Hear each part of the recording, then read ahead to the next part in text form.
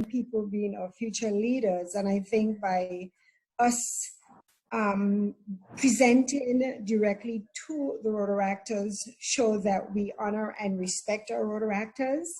And hopefully with this, our Rotaractors will be able to bring some additional energy, not just to their own clubs, those who are participating, not just to the Rotaract clubs, but to your sponsor clubs. So a huge, huge welcome to you. And I do believe that we have Vanessa to thank for this. This is our third webinar. The first was a few weeks ago. We had an English webinar, and then we did one in French, specifically to target the fellow Rotarians in Haiti. And now we're having this. So again, a very warm welcome to all of you. So in our district, we have District 7020 disaster management approach. And we have a disaster committee which meets every Tuesday. Currently we meet every Tuesday, and this is headed by PDG Harish. And in that committee, we look at what is happening in the district. We assess. That committee is responsible for communication. That committee is also responsible for fundraising, helping to fundraise when we have a disaster in any of our countries.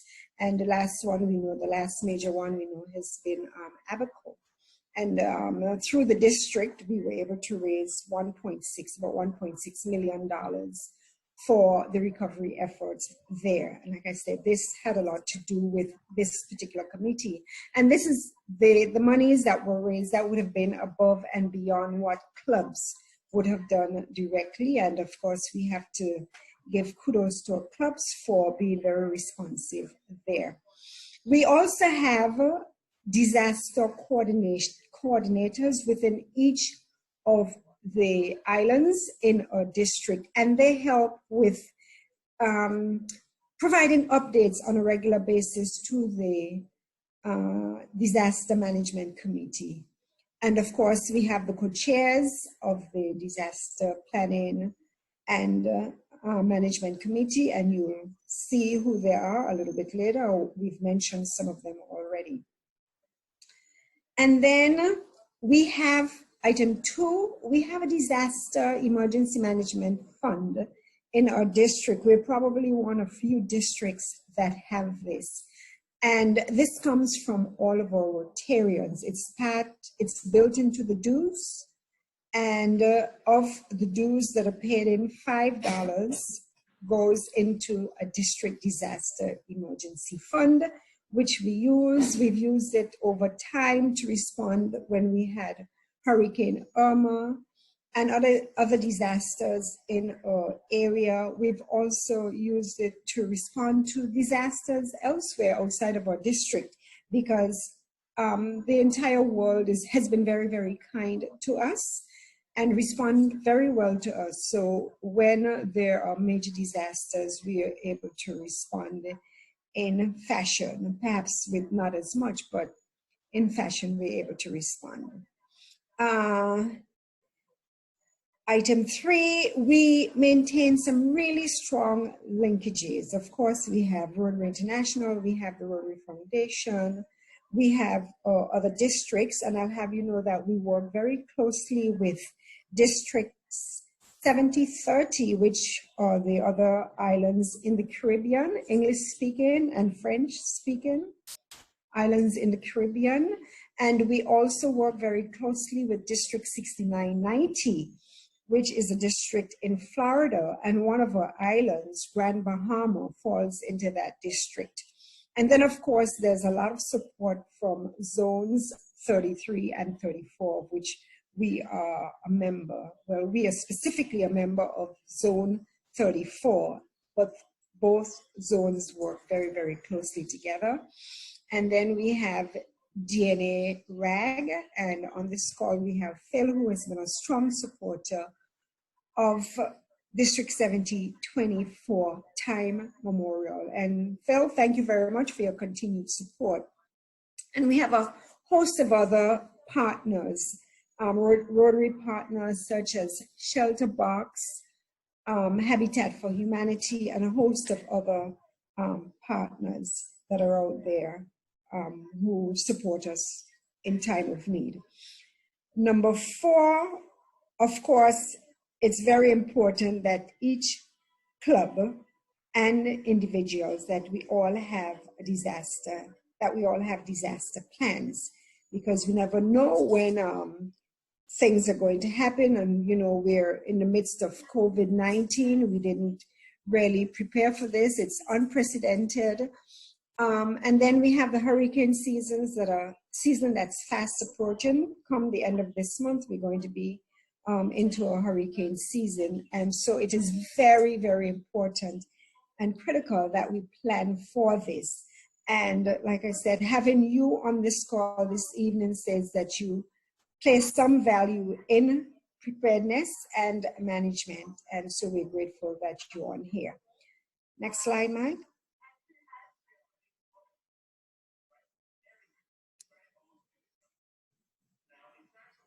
Next slide, Mike.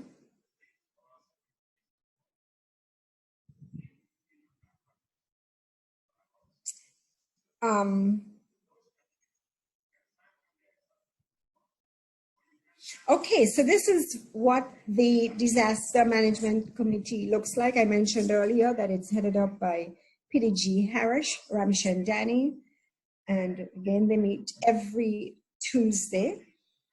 And one of the things that this committee does, and certainly it happened during Irma when so many of our countries were devastated, our very own Mike came up with an app through which we could manage the funds and make sure that clubs were putting in their reports and so on. And I think this was even shared with other districts. It's a very, very effective way of knowing where we are, what is happening, what applications are coming in for particular projects from our clubs, and going through the approval process, and then keeping a running tally of what is happening and what funds we have left. Like I said, it's an excellent, excellent tool. The disaster committee, many of our past governors are on there. And of course, as the governor, I attend whenever it is possible for me to do that, but we have a very, very strong team.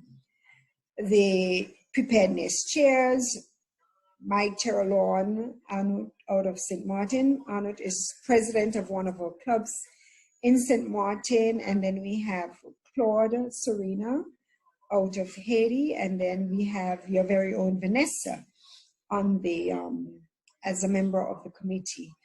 The area coordinators, I made reference to them earlier at a high level.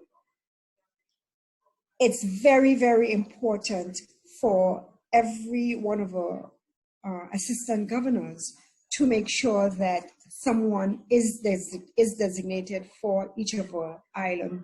And this person, like I said, really would be the one responsible for communicating with the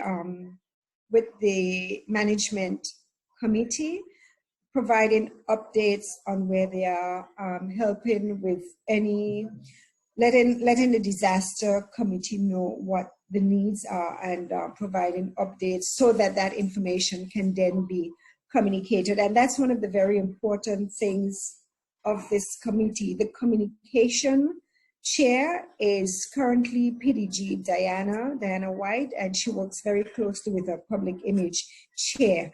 And it's very, very important for us to let the world know what is happening out there. We have donors, and so this committee is responsible for doing that. And over the years, Diana has done, and her supporting team would have done an excellent job in keeping the rest of the world informed on what's happening with us. I mentioned previously the other districts that work very, very, very closely with us. And going forward, I'm sure we're going to have stronger representation and stronger collaboration with Rotaractors in the district. Good. Next.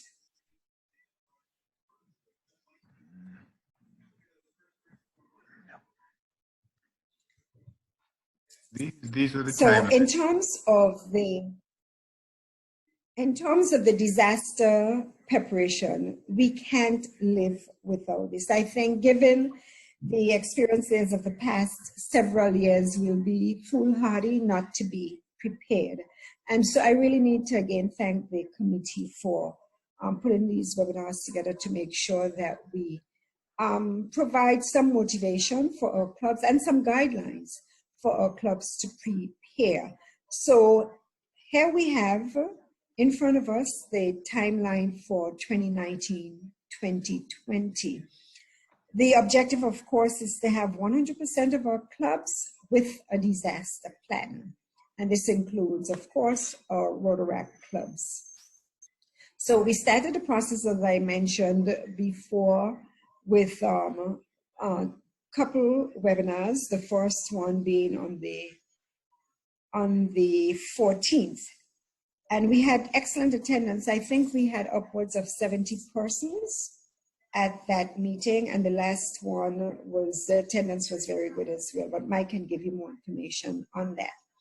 Now, you would have heard Mike say that tonight we're going to go through a template of a couple of clubs, at least one club, and so that you would have some guidelines on how you can go about doing this. And we're really asking for plans from each club to be submitted by the 14th of May. It may seem like it's not too far away. I mean, it may seem very close, but I think there's enough time because hopefully most clubs already have a solid, and some may already have a semblance of a plan, and you will get some ideas, some further ideas this evening.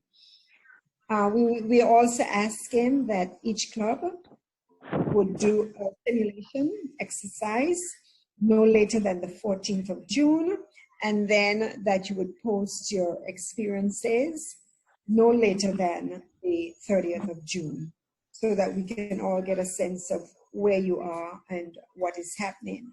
And hopefully with that, the simulation that you're going to do, if it has any gaps in it, that it would give you time to do some tweaks to enhance it, to improve it, so that it would work very, very smoothly, even when you're called upon to activate it.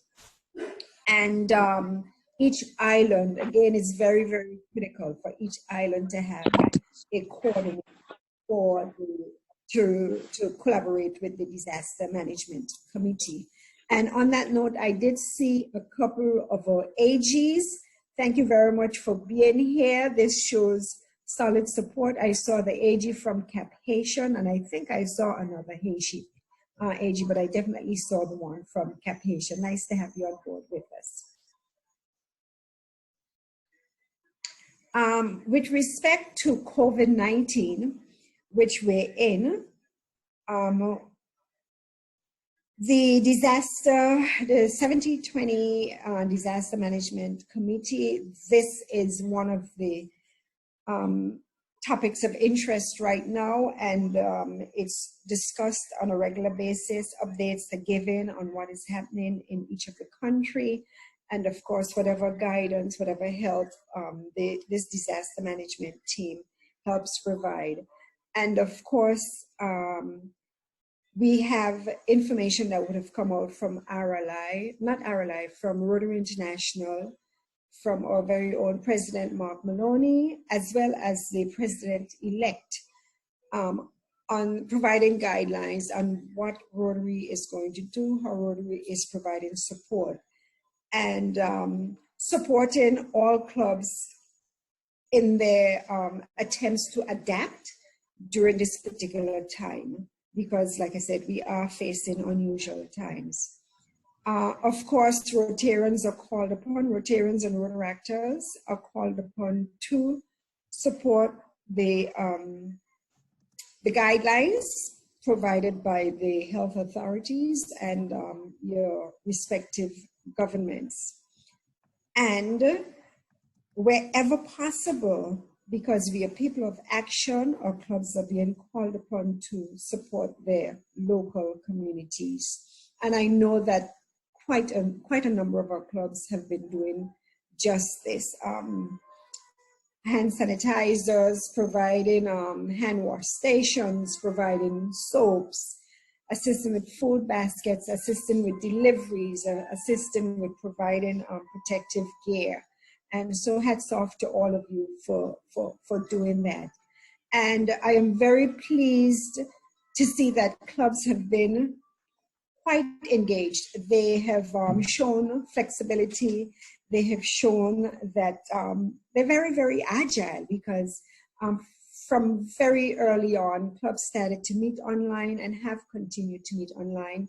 And it has opened some opportunities for us as Rotarians in our district to visit and get to know members of other clubs in this fashion on Zoom. And not just to stay in our district, but to engage with other clubs outside of our district. And I think this is one of the great things that COVID-19 has given us. So those of you on the call, I'm sure that it's happening amongst our Rotaractors as well. And if you do get the opportunity, try to attend some of the Rotary meetings, because there's some phenomenal speakers that are out there.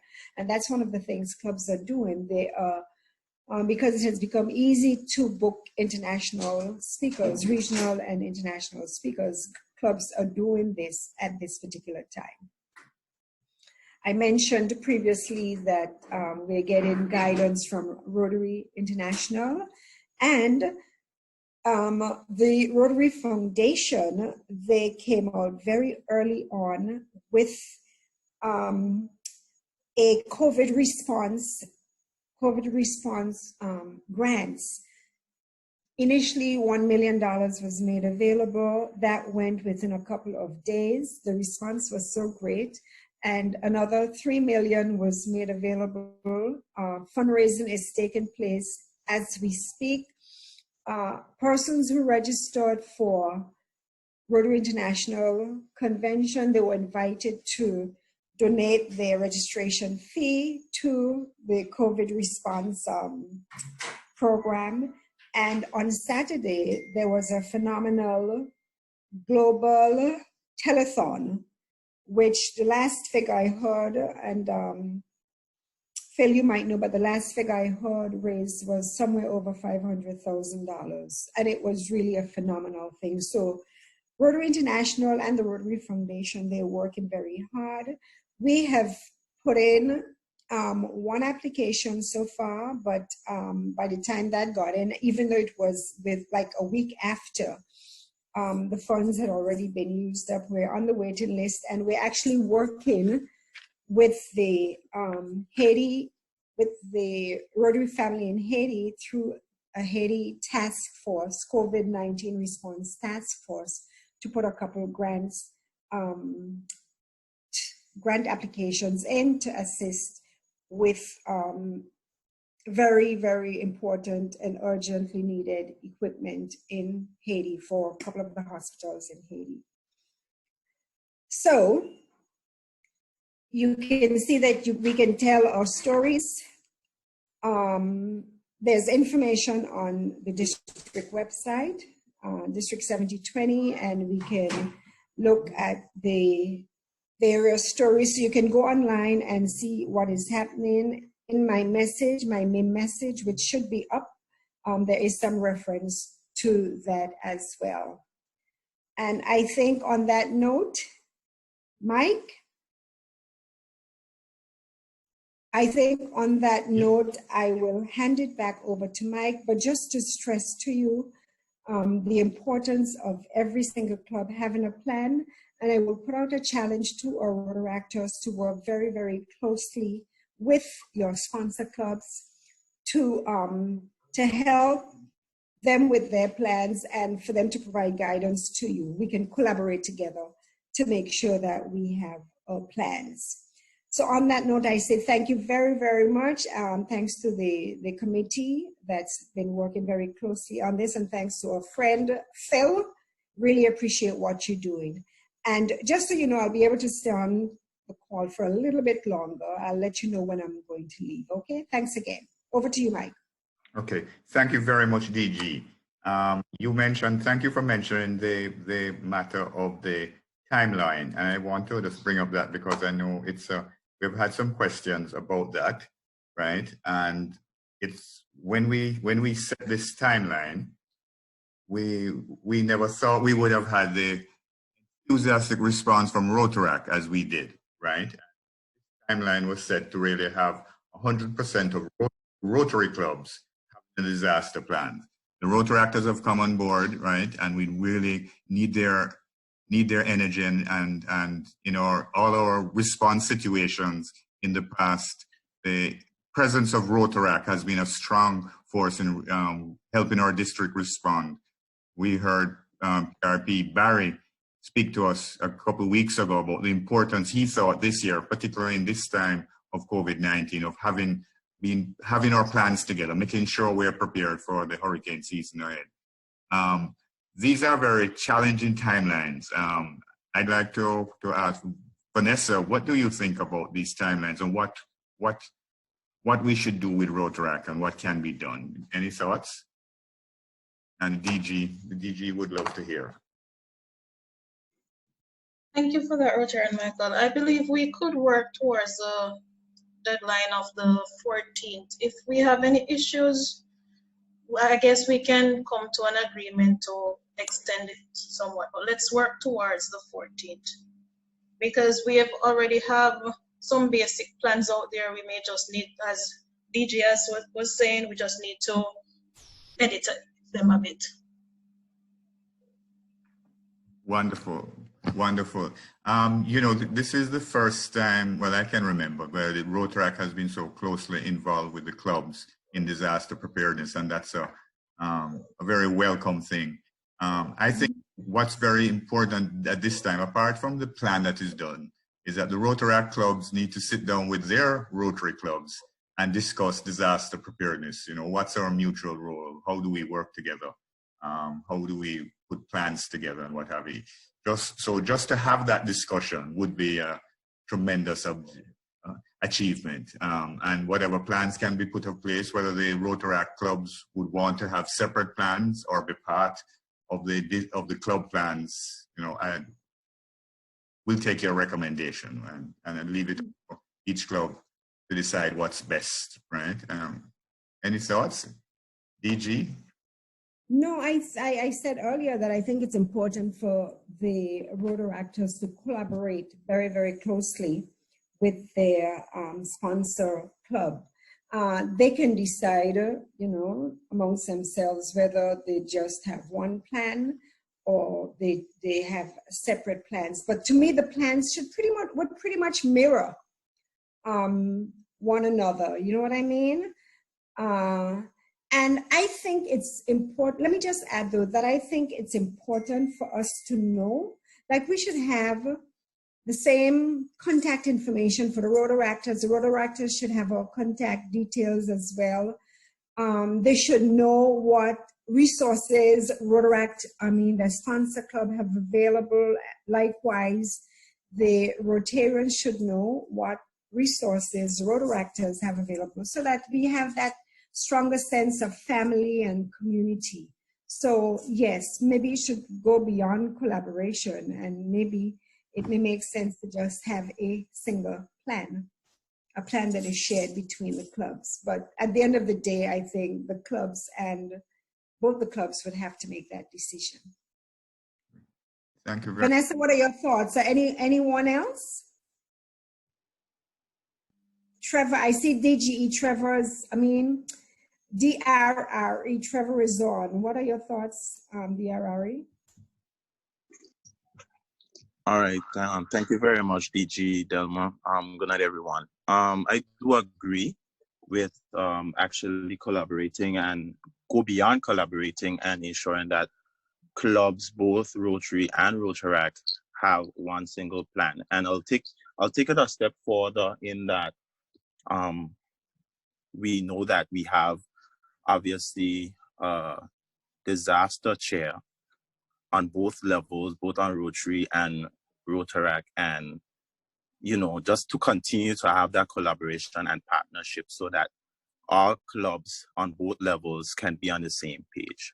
So I think it would extend in ensuring that all clubs around the district having that one single plan, and for both disaster chairs and disaster committees to work hand in hand together throughout so that there's uniformity. It would make sense to me if the clubs could get together and do that. Dear Trevor, just to note the point, this year we've been very fortunate to have active involvement of Rotaract in our weekly disaster management meetings. Vanessa is always there on time and prepared, right? And always gives us an update on Rotaract. And I think that has helped our committee very much this year. So we want to continue that close collaboration.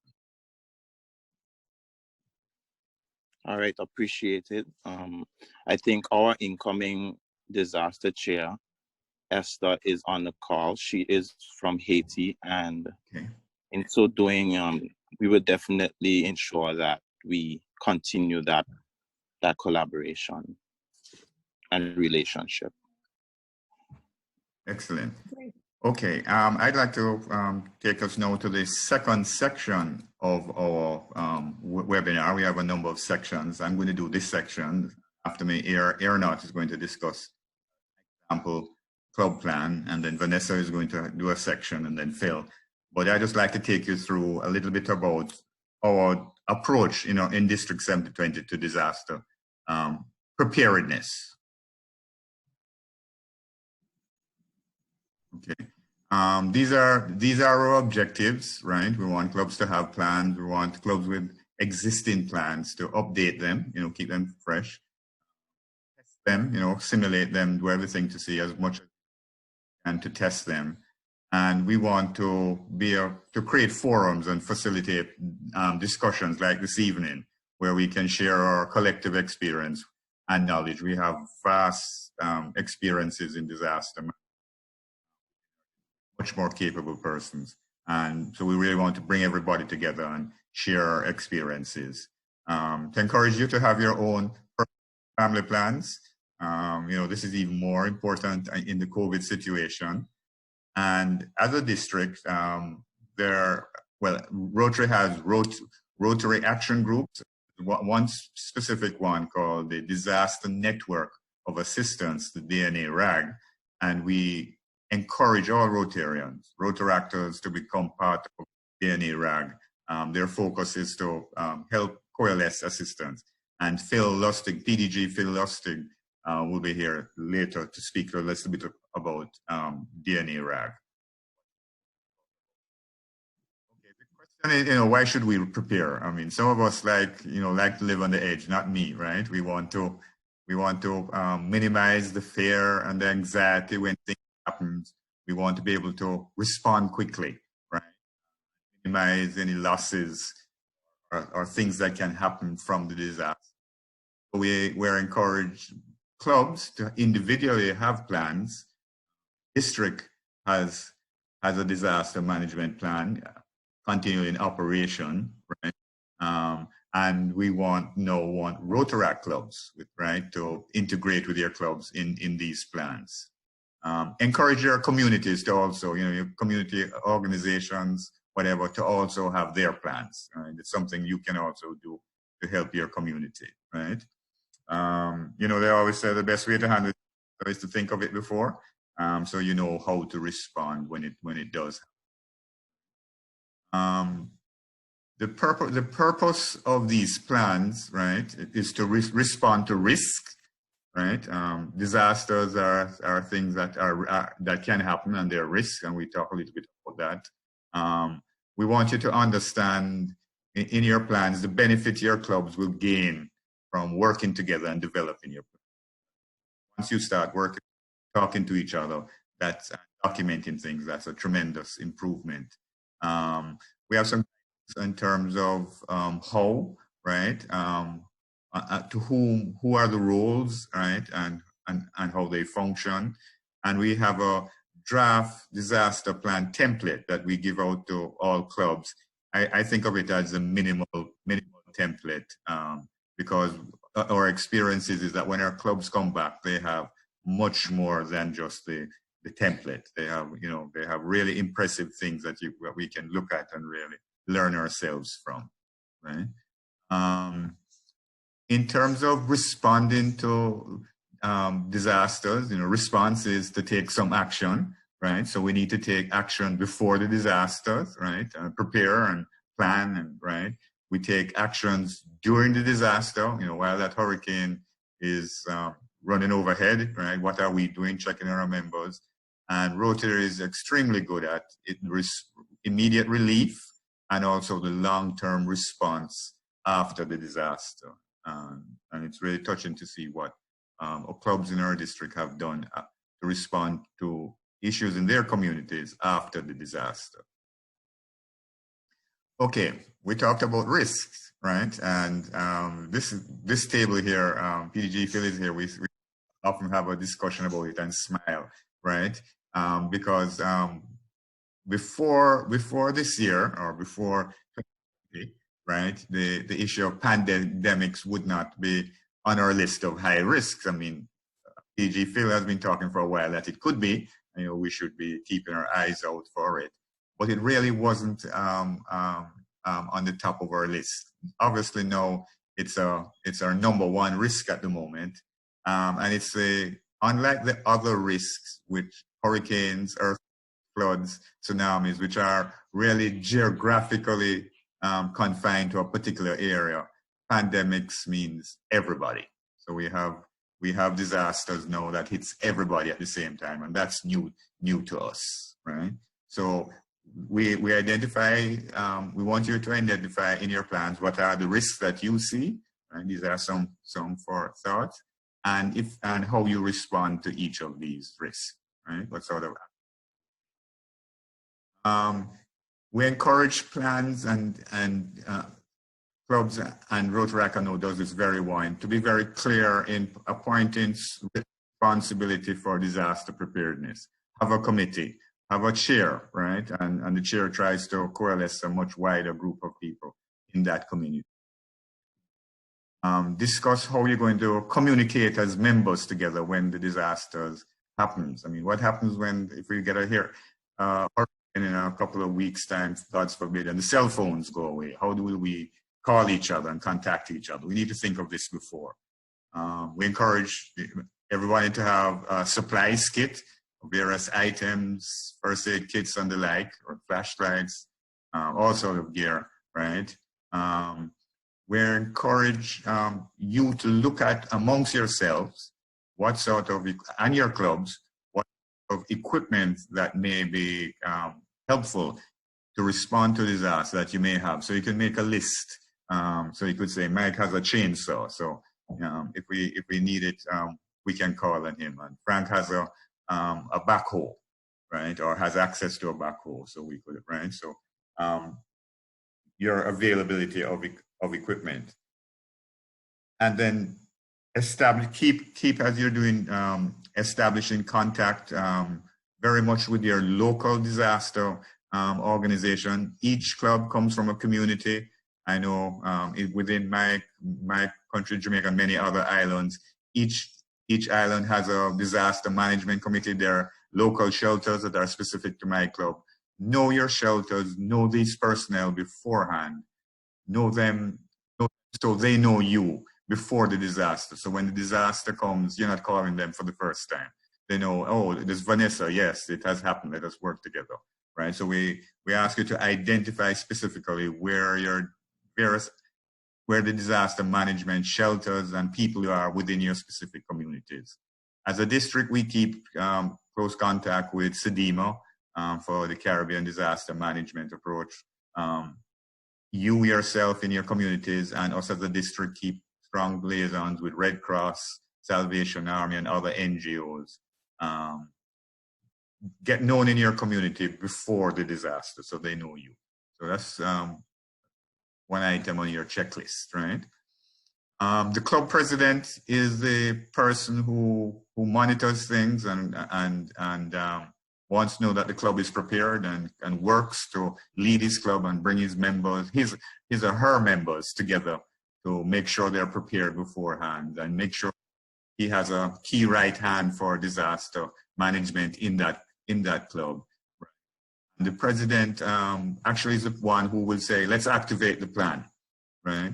The club disaster preparedness chair works to support the president and the club to make sure that the plan is established, may provide weather notifications and other advice, other tips and advice on disaster planning. That's how we see the role of your disaster preparedness chair. And at all times, we're keeping as a in contact closely with the district and all of us. So those are two critical roles that we think that all clubs should have and pay focus on. Okay. When a disaster happens, we want to keep track of our members, right? Prepare beforehand, right? By have listing and contacts and alternate contacts of kin and knowing some of them we know neighbors, right? And you know, if we have a member in our club, Aston, if we can't get him, we know who his neighbor is, and he can yell over the fence and say how he's doing. So you develop how you're going to communicate, and you try and understand the personal a little bit, you know, maintaining your privacy of people, but understanding, you know, certain people may have particular medical needs, right? And we should be aware of that, so we can check on Trevor and make sure, you know, is it time for you to go to your doctor or what have you, right? So we need to understand each other, know our needs, and this is particularly relevant at this time in the COVID-19 situation, right? Some members live far away and may not be easily be contacted. You have to find a way, think it out, how you're going to contact each other, or going to tell everyone to make sure they make contact first, and then we send out someone looking for you, or how have those discussions beforehand and develop your call-outs strategy. That's what we suggest that you actually test beforehand. If you develop your list of members, you in a meeting to say, okay, let's test our call-outs strategy. We're going to say the disaster has happened. No, let's try and contact everybody and understand, make sure we test it. As a club, you need to keep in contact with your Rotary club and the wider part of Rotary. So, you know, we use any methods. Serena, a distinguished doctor from Haiti, can tell you about sat phones after the earthquake there in 2011. There are certain social media sites that the district will use, that we will post updates and keep informed, right? And make sure that your club has somebody responsible for handling that communication needs after a disaster. It's a very important function. Okay, identify your resources, right? What you need for health, water, and sanitation. The ability of the Bahamian clubs in Freeport to respond just to Dorian recently with water, with a water plant. The water plant that, in my mind, DJ heard about this water plant many years ago, and people thought they were a little odd, perhaps, by making sure they had a grant and set up this water plant. And it has saved so many lives in this disaster. So make sure you have your resources identified. And if you have equipment, know how to get equipment to help people. Have food, resources, building supplies are always critical, tarps and other things to respond, right? Understand what are your critical resources. Okay, when you have your plan, we suggest that, well, it's very important that the plan be updated annually. You know, the names change, the positions change. So we need to make sure our plans updated. We have new members when they need to be added to the list. So we need to make sure they're updated. He's asking particularly, and here Barry mentioned it the other day to DG, about the need to be prepared for the year ahead. So we are asking you to do this before the start of the next Rotary year. Whenever you have your plans and you test anything like anything, you're going to see deficiencies or opportunities that you could improve your plans. right? Sure, that's when those are critical issues to see in plans. I note that after the Irma and the Maria hurricanes a couple of years, the plans for the clubs in the Eastern Caribbean developed their latest updates. They learned how to improve from the school of hard knocks, and you're going to hear Airnott speak about his own from St. Martin shortly. These are the recapping of the timelines that we have discussed, right? The DG wants us to do something before the end of the year. He wants to know that she has everybody prepared, right? And we really appreciate DG Delma's efforts this year in that. Really. Okay. Season starts, within a month, right? We need to be ready. Right, we live in difficult situations in COVID. It's going to be harder this year, but Rotarians are resilient and just amazing in what Rotaract is a key part of that. Okay, any questions before we move to the next section of the webinar? I wonder if Airnott is on. Airnott, are you on?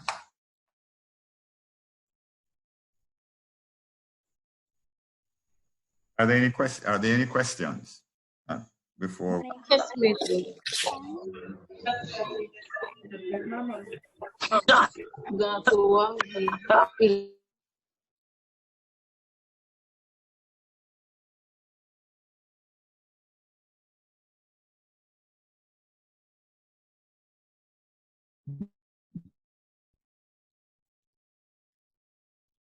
Sure. Are there any questions?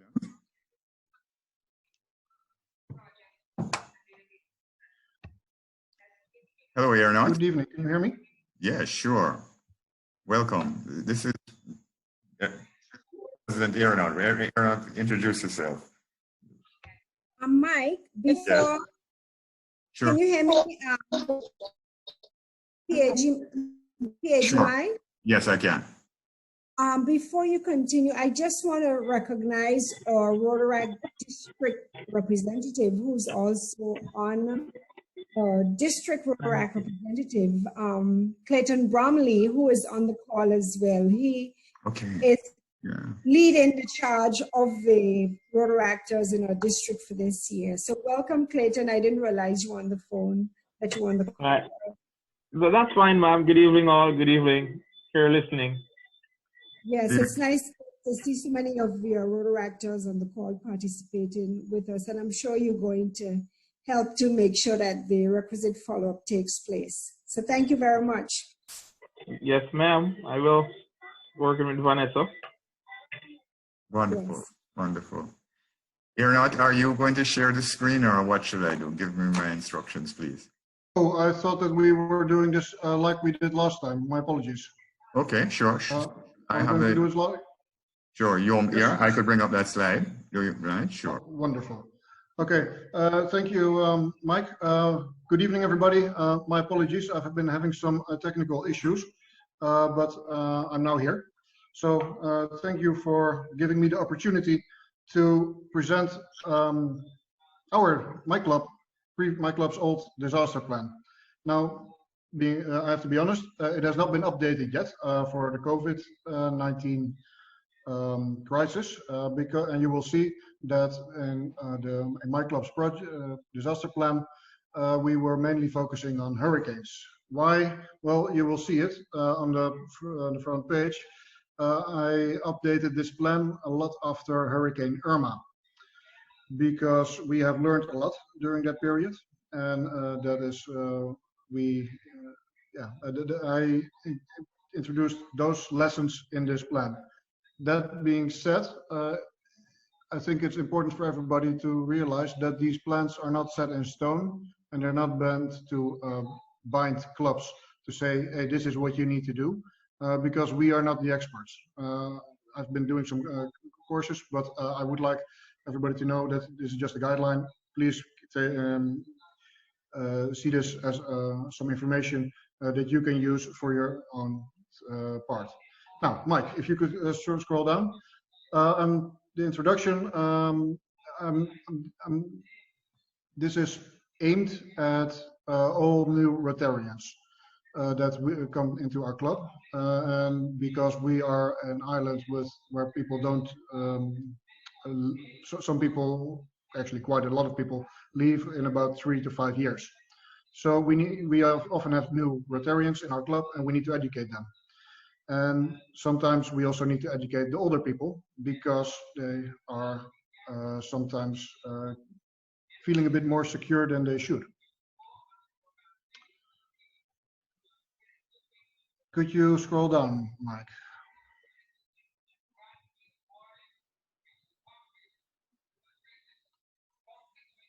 Yeah.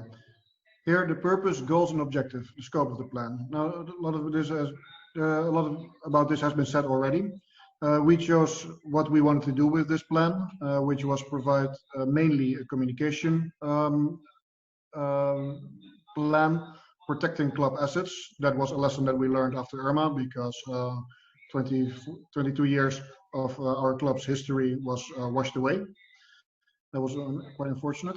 And of course, as I said, we also have quite often members on the island in our club that are not necessarily from the Caribbean. So we want to educate them, and especially people that come from Europe, like myself. It is incomprehensible for us what kind of forces we can be confronted with here. So you can see here, these are the objectives that we choose. Now, for our club, this is, I think, pretty standard knowledge, but because we are such a small island, we have a lot of contacts, and some of the better contacts that you are recommended to have are actually members of our club, so that was helpful for us. And of course, always try to cooperate as much as possible with other Rotary clubs. Could you, yeah, we are identifying some risks as well. Could you scroll down, please? Yeah. These are the main disasters that we were informed to be prepared of first by the district. Now, this is a document that has been going around my club for a couple of years already, and it keeps getting updated.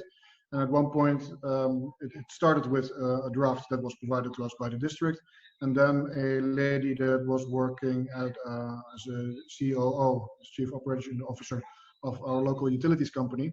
She knew quite a bit about disaster preparedness, and she took it and ran off with it, and she gave us a lot of information. And these here are some risks that were identified by the district, like floods and hurricanes. Of course, be aware what the risks are in your area. Me personally, floods, I'm a lawyer, so I don't know anything about technical stuff, but I was lucky enough, unfortunately, to be involved in a court case about drainage. Drainage situation is on our island not optimal, and it might be wise to have a look yourself as well, look around at where the dangers are. And why I'm saying that is that we had in, I believe, 2006, a situation where on the one end of the island, which is only 60 square miles, people were still on the beach, and another part of the island, they were drowning in the streets. Earthquakes. Unfortunately, a lot of you, I don't have to tell you anything about that.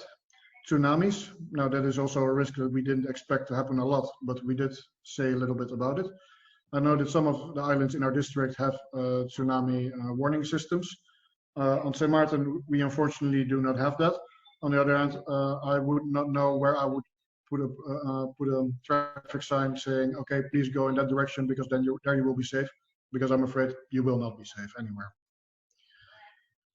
Now, we also took some information from the Disaster Management Office in St. Martin. I would assume that you guys also have such governmental organizations in your area. So please have a look at what the authorities can provide for information. Could you move down a bit? Yeah, landslides in our island, which is hilly. That is also an issue because a lot of construction takes place on the hills. That's just very particular risks for a hilly area. This was a start about the COVID-19. Of course, volcanoes. We don't have any active volcanoes around my island, but it might be wise to have a look at what you have around. Hazardous materials, epidemic, and food poisoning. Yeah, these are all things that were. There was one, Mike, could you go a little bit higher? Air and space travel accidents. Now, 2 years ago, I thought that that was more likely to happen than a pandemic, because a pandemic was not in the original draft that I sent at the time. Sent in at the time. It is surprising what kind of risks we are facing here. But this one, an air accident, we have an airport that is listed as one of the more dangerous ones on the planet, because it's short and the runway is short. Now, of course, space disasters, that sounds like it will not never happen, but actually there is quite a bit of debris floating around in space, and that is actually a risk. And that can contain hazardous materials. So it doesn't mean that it necessarily falls on your island, but hazardous materials falling 100 kilometers away might be a risk anyway. Shipping accidents and oil pollution, those are risks that we face here in the Caribbean. Yeah, could you go down to that actions taken before a disaster? You will see that my club is focusing on communication, communication, and communication. That is because of what we learned after Irma. I was at that time the president of another organization, and I have gotten a lot of credits. I didn't know why, but it appears that it was very much appreciated that I just created an app group with 60 people in it and just explained what the board was doing, what we learned, and what we thought should happen, and we were asking for input, and that gave people the opportunity to voice their mind, which I think is a lot healthier than a situation that we are in now on St. Martin, which is that the whole world and their mother is talking about what they want to do with the COVID-19 restrictions on Facebook. So communication, I think, is key, at least it is for us. So we created several WhatsApp groups. I don't know how your WhatsApp groups are, but in my WhatsApp group for serious business, we get a lot of memes and prayers and all kinds of interesting stuff. But it is, if you were talking about the disaster, I got a complaint that they were trying to find the weather reports that I was sending out when I was the disaster chair of my club about hurricanes that were approaching, and they couldn't find them anymore. Why could they not find them? Because there were so many messages in that WhatsApp group. So I just made one dedicated WhatsApp group that I said, you can set it as broadcast only, so that only a specific set of people are able to post, but other people are still able to read. Now, could you go down, Mike, please? About these two persons. Collecting and safekeeping the club's materials. Yeah, that was something that we learned after Irma. I now appoint 2 healthy young men to get our stuff out and get it safe, because the place where we meet is in a flood-prone area. Yeah, pandemics. This is pretty much my what I've said so far about pandemics. Yeah, we all have learned quite a bit more about how to prepare for a pandemic, and we also have learned now that it is sometimes predictable. We could have known when we saw everything going down in China that it could come here. So, like the accusations to Mr. Trump and his government in the United States, maybe I should have prepared as well for our club for a pandemic, and for instance raise some extra funds just to have that in the kitty for COVID-19 projects.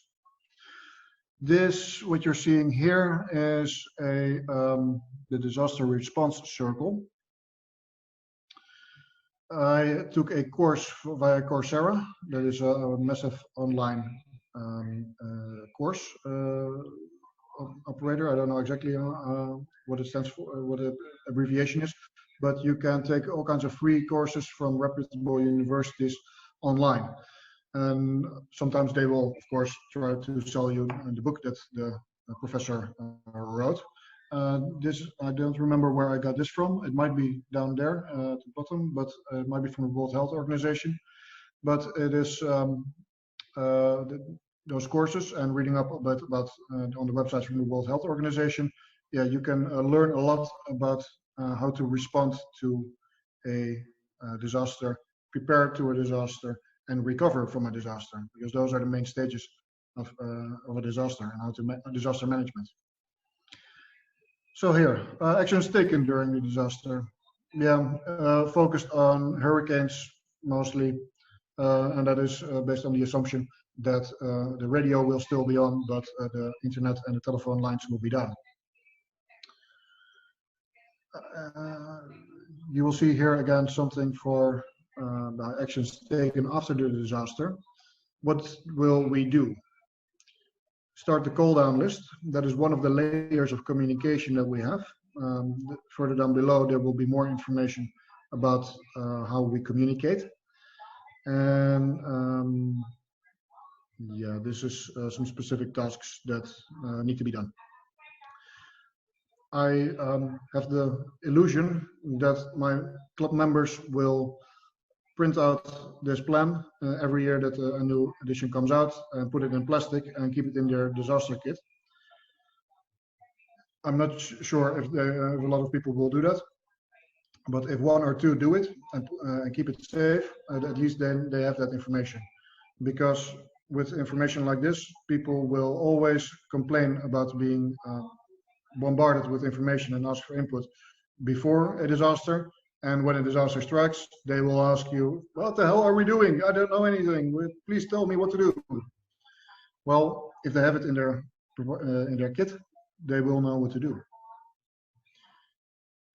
Yeah, we included some information about what we think is helpful in a disaster preparedness kit. Now, I think that most of you will already know quite a bit of the items that are in there, but this is especially helpful for people like me who came from a very calm climate where nothing like a hurricane would happen. Yeah, we can skip this part, Mike, because I don't think that information that's readily available. I just want to point out one thing for water. Even in a situation like we're in now, you will always have a need for clean water. And a Sawyer filter, that is something that was recommended by past district governor. Good Lord. Could you go down, please? What's his name? Sorry, could you go up? The Haitian gentleman. What's his name? Robert Leger, of course, medical doctor. He was promoting the Sawyer filters all over the island and all over the district when he was district governor. That is a tool. You can have them in a lot of different types. You can have them in a way that you can drink water from a pond. You can add them, connect them to your faucet. You can just pour water in it. It is a very useful tool, and it will filter a lot of bacteria out of there. Now, always still helpful to boil it, but they're using this a lot in Haiti, I understand. And of course, we all know that they have an issue with safe water over there. So if they use it, then we should all. Okay, thanks, Mike. Yeah, the communication plan. Yeah, let's hold it over here. After Irma, when I was president of another organization, that was, by the way, the Bar Association for Attorneys, I drove around the island on my motorcycle, trying to figure out if everybody was okay, and if all the officers were still standing. And I asked people, "Are you okay?" Well, I quickly learned that that's the dumbest question that you can ask, because everybody after a hurricane that you ask, "Are you okay?" they will answer, "Yes, they're okay," because they're alive. these are the questions that I should have asked. Are you safe? Are you in good health? Do you have shelter? Do you have enough food? And do you have transportation? Okay, could you go down? Yeah, our layers.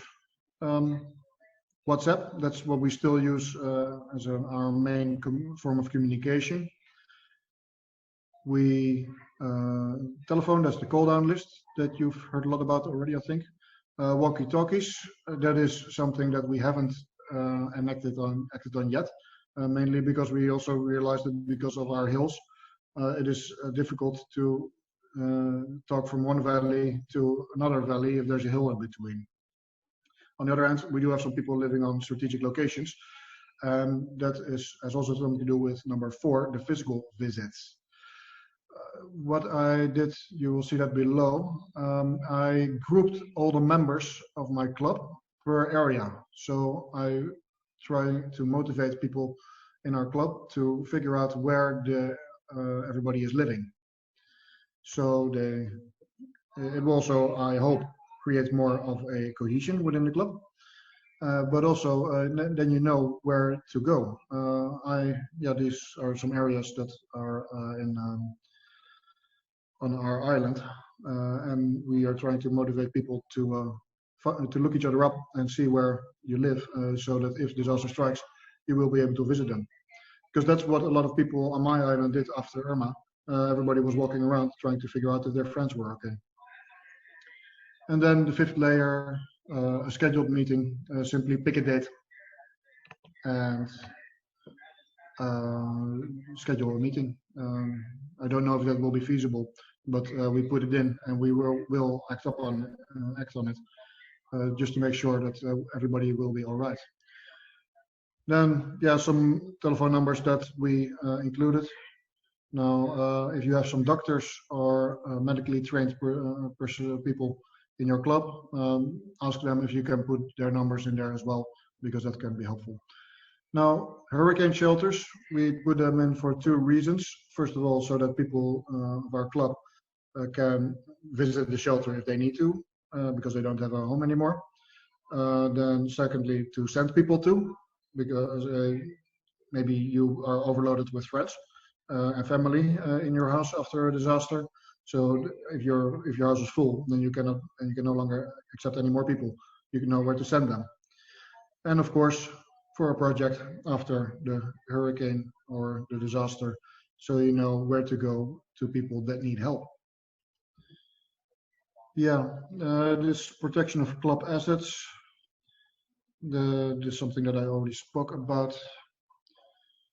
Find some strong men or women and make sure that they know that they are responsible for picking up the equipment and the history of your club.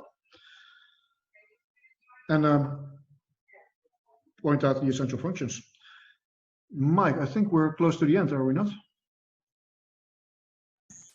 Yes, I think we are. This is a fine example of a plan in our district. And I want to thank Aeronaut for sharing that plan. To share it, we try and remove all the personal contact details. So when we share it around, we don't share around the personal details. Aeronaut, would you like to comment about how you handle sharing your plan and your contact information? I will put my email address in the chat. So everybody can send me an email, and I will share this plan with them if they haven't received it yet. You pointed out to us the last time that you try and keep all your contact information on a separate page, right? Yes. Oh, sorry. Yeah. Sure. Yeah, my apologies. I didn't mention that. We already realized when we were making this first draft of this document that it will be sent to the district, and that caused me to take out the personal information of all of our members, because I already could predict that there were some members that didn't want their information to be spread around the whole district.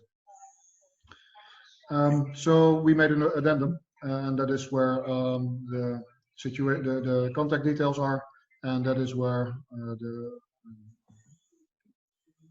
actually I made 2 documents. One that I attached and sent to everyone, and second one is where that I keep and the disaster chair keeps, and that is with medical information and vulnerabilities. So that is something that I thought was wise to also know, because in my club we have quite a bit of older people, members, and we want to make sure that they are safe too, especially if they're living alone. Thank you, Aaron. I'd like to ask Vanessa Anglin, the Rotaract Disaster Relief Chair, to give us some thoughts. Vanessa, I need to get your. Thank you, PG Michael. Let me start off by saying thank you to the entire district, Rotaract District 7020, for the tremendous support that they have been showing and putting forward in order to minimize the effects of disaster in our district. I must point out the efforts that has been done for the Bahamas relief effort through us. Thank you guys so much, and I trust that you are extending thank you to all the members of your club who have donated. We have collectively donated over $3,000, and I believe that with having our plans put in place before the disaster strike, our efforts will be a lot more successful. I do trust that we will work directly with our Rotary parent clubs in order to get this done, because on our own, absolutely nothing is possible, but collectively I know that we can do much more than it meets the eye. So I'm just imploring you to work on your disaster plans, have it submitted by the 14th. You can submit it to your president, and the president will then submit it to the DRS.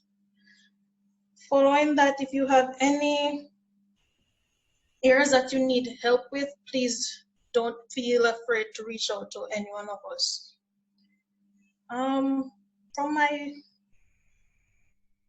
I think that's it from my end. Thank you very much, Vanessa, right? I'd like to ask to introduce PDG Phil Lustig, right, from District 6930, right? I hope I have it right correct tonight, Phil. Right? You got it. 90, right, from Florida, to talk about the Disaster Network of Assistance, which is a great Rotary action group. And I want to encourage all Rotarians to run Rotaract to be part of action groups. But there's one for Disaster Network of Assistance, and I'd like to ask Phil to speak with it. Phil is the current vice chair of that RAG, but we know him in this district because he has a long family history in this district. But yeah, in terms of somebody who has worked tirelessly, I can attest to that, day in, day out, every day for years and going decades, in terms of helping us in terms of disaster assistance, reaching out to other partners, being our conduit. We can only express great thanks. Thank you, Mike. I'd like to thank DG Delma for allowing me to share with 7020. I've been involved with 7020. In 2005, we started an organization called the Caribbean Partnership, and the purpose of the Caribbean Partnership was to provide an ability for clubs in the southeastern U.S. or the eastern U.S. to partner with clubs in the Caribbean for projects. The thought process was, if we got to know one another and work together, when the disaster struck, we would have a contact. And in 2005, we deployed a network of cell phones, and the cell phone was referenced earlier.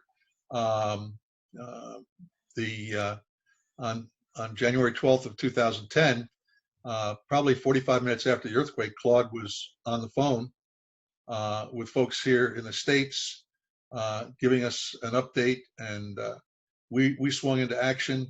And unfortunately, what happened as a result of all the activity that we in the Caribbean Partnership provided for Haiti, the Caribbean Partnership became known as the go-to disaster people, and that was not, and we lost our way. Meanwhile, I had been involved with disaster preparedness and disaster reaction, if you will, since the late 1970s. I was, when I was in Pennsylvania, my office windows overlooked the cooling towers at 3 Mile Island. Most of you are too young to even understand what that means, but TMI was about to melt down. It was a nuke plant on the Susquehanna River in Harrisburg, and as I say, my office windows overlooked the cooling towers. It was not a fun place to be at the time, but it is one of the explanations as to why I have such a glowing personality. And it's an old joke, guys. But Mike said that I've got some history. My dad was Rotarian in Grand Cayman from right after the time that the Mother Club was chartered till he passed in 1988. And I was in Rotary in Bonaire. It was one of the 8 clubs in 4 districts in 2 countries that I've been in over the years. Arno was showing something earlier. There are 3 things that I carry with me. This is one. I don't know if you guys can see. This is the life straw, okay? You can go wherever you go, take a life straw with you. That'll help you. This is another, this only will, this little puppy will do 1 million gallons of water, okay? That's the Sawyer filter. And then this is one Mike and I like. This is the SteriPen. It's a UV light. You sit it down in the water, activate it for 48 seconds, and you've got absolutely crystal, well, all the microbes are done. Everything's done. And that was $48, Mike, I think, on Amazon. It's not that expensive, guys. But those are 3 tools that you should have in your toolkit for personal use. And very frankly, and this is something that I'm really, really passionate about, all this disaster planning won't have any effect if you can't focus on what's going on. And if you haven't ensured that your family is okay, you're not going to be able to focus properly. This last slide tells what we do at the Disaster Network of Assistance Rotary Action Group, and I'm not going to read it to you. I believe Mike's going to make this slide deck available, but these are the things that we're doing. One of the things that we're doing, we've done over the years, and you know, I do sit on the 70-20 disaster committee that meets on Tuesdays, and I will tell you, 2 days before Irma struck, we were meeting on Zoom, and in fact, 70-20 had marshaled a whole bunch of materiel to be deployed around the Caribbean. Unfortunately, we put it in St. Croix, not knowing that 7 days later, Maria was coming to visit. So there was somewhat of an issue there. And similarly, the day before, or as Dorian was bearing down on Grand Bahama Island, we were meeting prior to that happening. So, you know, we don't wait for it to happen. We are there, ready to go. And the the Disaster Network of Assistance is available. And frankly, it's not just the Caribbean. I've been working still in Nepal for earthquake recovery from the earthquake in 2015. So that's 5 years ago, and we're still doing some projects or helping get some projects done in Nepal. We still have some stuff to do in Houston after some of the terrible flooding. The United States is a little different because we do have some federal resources are available to us that are typically not available to the island nations. You may have, as Arno will tell you very firmly, if you depend on the Dutch government in St. Martin, just don't hold your breath because you're going to probably turn blue. You know, it's unfortunate, but when I lived in Bonaire, we were an afterthought to the Dutch government. We really were. It was not. Okay, we got two more people coming in. So anyway, I just really welcome the ability to work with you folks. And if you have any questions, I'll be happy to field anything. We should join DNA RAG. Yes, please. DNA-rag.com. Yes. Visit our website. We post almost every day on our Facebook page. John Ebert is our social media guy, and he does a terrific job getting. And I don't think the guy ever sleeps, because wherever there's a disaster anywhere around the world, it's up on Facebook within minutes. So. Thanks, and thanks DNA RAG for their continued partnerships.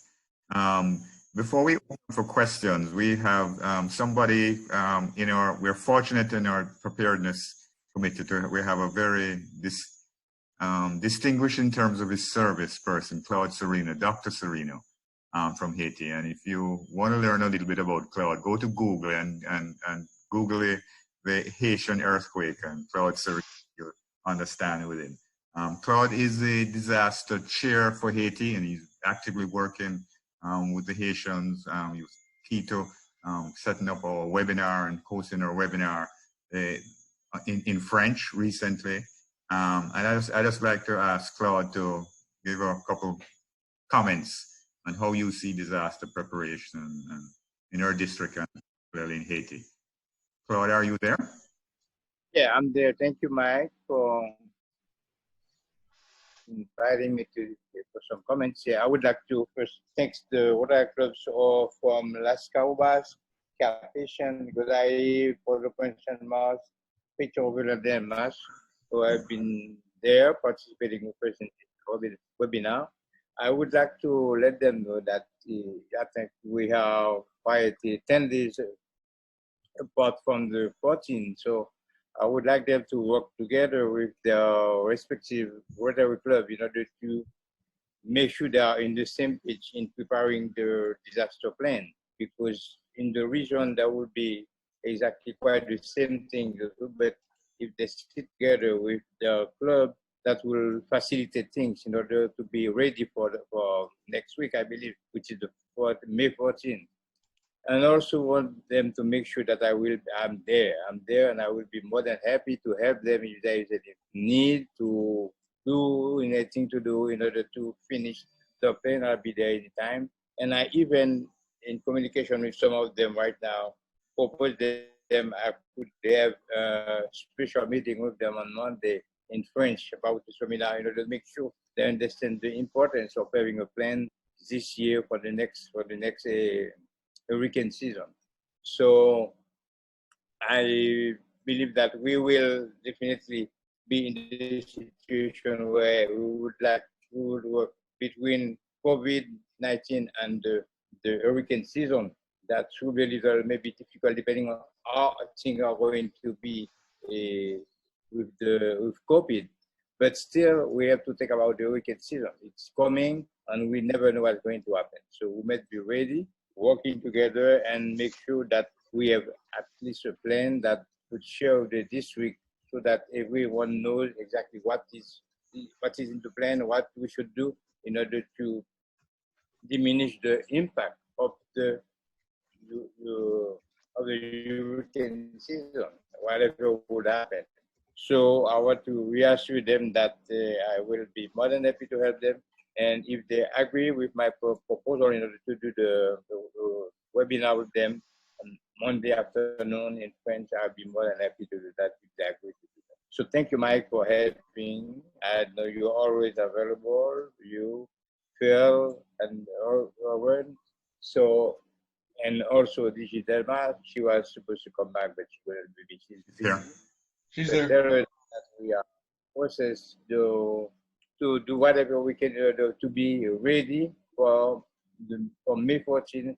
I received, I believe, 2 proposals already from 2 clubs, plus the picture of the club. So I hope that by next week, all the clubs will be prepared to send the plane in order to transmit to the district. Thank you.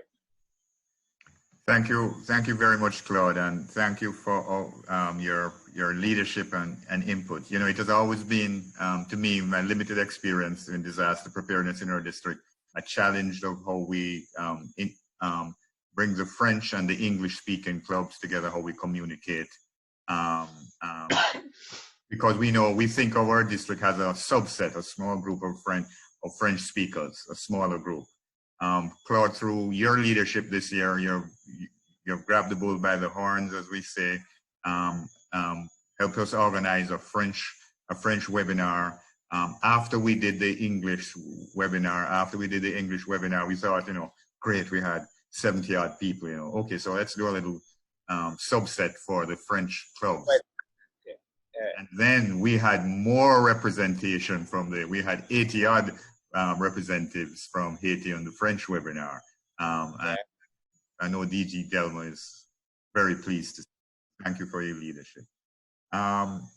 We're running a little bit past time, but I trust that you will find the time has been well spent. I'd just like to open it up for questions. Everybody has been very quiet and asking questions, but good evening. I'm Rotary Devon from the Bahamas.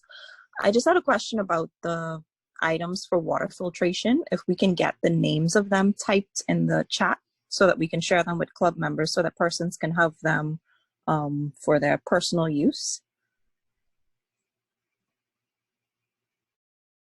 You're from Bahamas, right? Great, sure. Sure, we'll make that available. I think in the copy of the plan, there are soil filters, right? You see them on Amazon. You can Google soil, but we'll get that information to you also. Thank you. Thank you very much. Can I also mention, PAG Mike, that here in the English-speaking Caribbean, in St. Thomas, I don't remember the name of the Rotary Club, but they did a major project with the soil water filters. Corinne, what's Corinne's name again, Mike?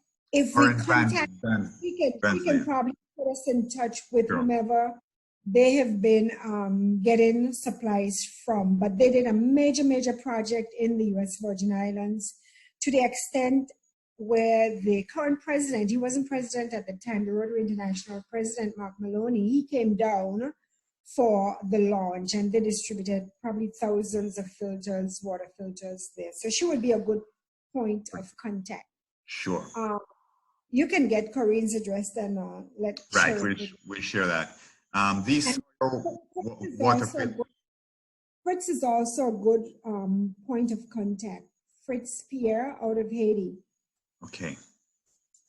All right, let's make sure we have those. Those water filters work great. They work great in Jamaica, I can tell you that, right? The quality of the water that comes out is better than what we can in bottles, right? Any more questions? Anybody else have a? I need to go. Right. Chat group. Good. DG, I'll leave the closing comments to you and thank you for your leadership. Right. Just, Delma? Yes. That was Project 1010 in St. Thomas East, and it was $10,000 for the portable soil water filter distribution. And this is we talked about the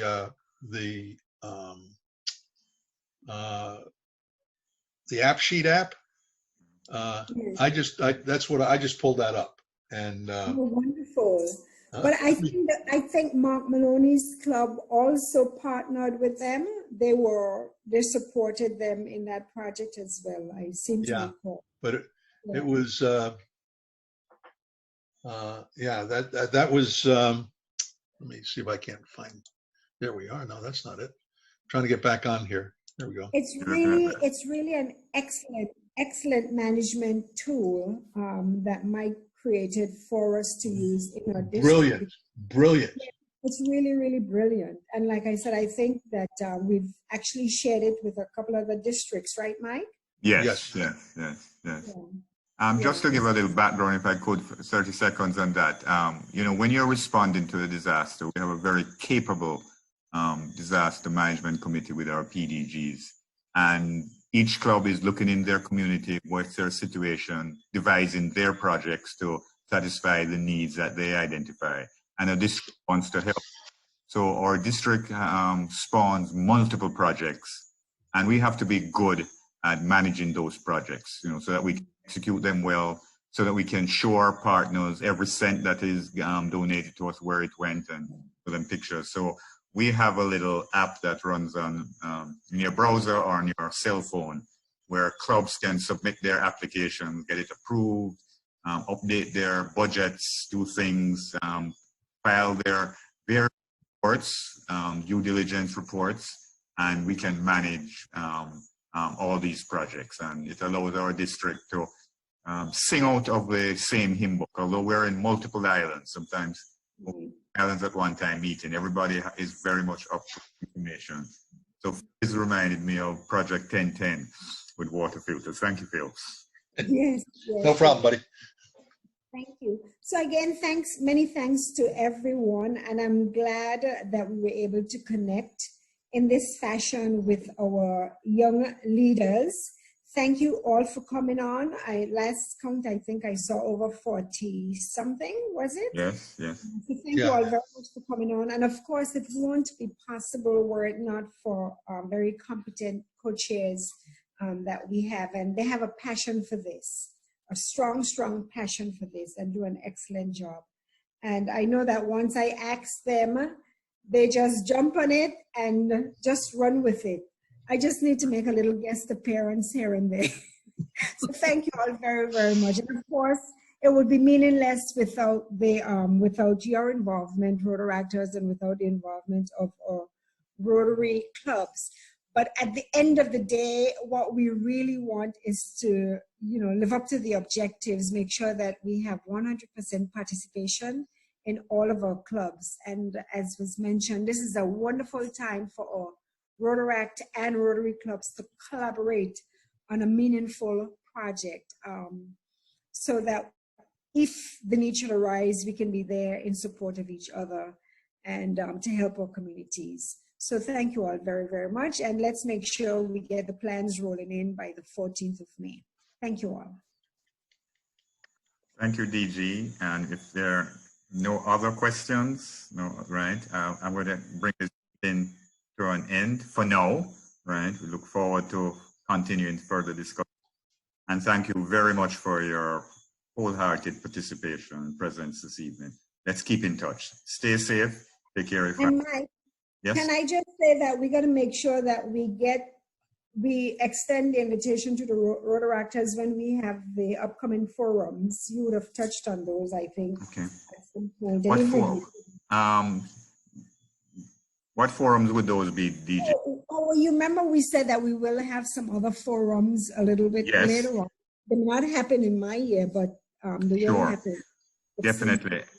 And so as we go forward, we want to make sure that the Rotaractors are also involved at those times. Thank you, DG. So as a point, whenever we're communicating about district disaster, we'll continue to make sure the Rotaract clubs and the Rotary clubs are there together. Thank you, DG. And thank you for pressing this. Good evening, everybody. Thank you. Thanks to my presenters. Phil, always wonderful being with you. Take care and have a good evening. Stay safe. Be well. Thank you. Be well. Be safe. Good night.